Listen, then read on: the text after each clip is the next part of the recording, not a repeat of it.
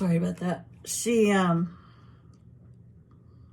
just basically egged my mom on to be, I mean, not knowingly, but it provoked her. Okay, so that's an example of like, okay, so there's 3 generations of women, right? All 3 of us, of intergenerational trauma, or like some people call it the curse, going through the family. Because like basically what my grandmother is doing is she's taking parenting tips that she probably learned from her own mother on how to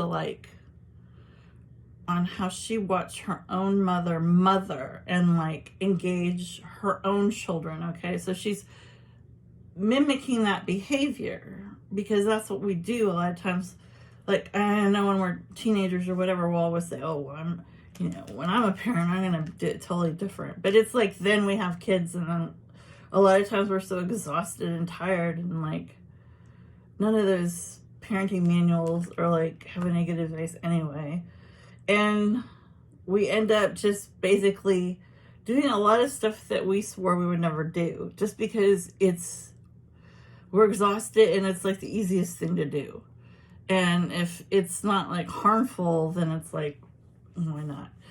So the example of it being the curse would be like, okay, this exact same behavior that, well, that one, it's like a positive behavior becomes negative, right? Because that put me in physical danger. And then,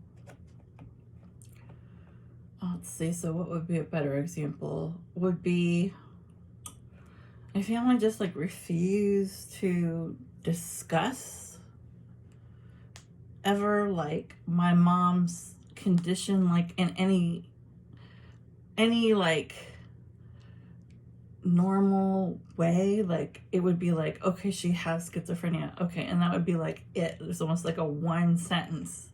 And like you could never ask questions about like, well, why is she doing this or why is she doing that? Or I mean, you could ask, but it'd be like you'd get no answers.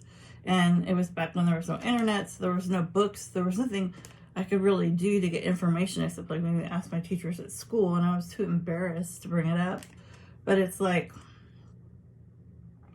I guess the silence is something that and there was addiction in my own marriage, and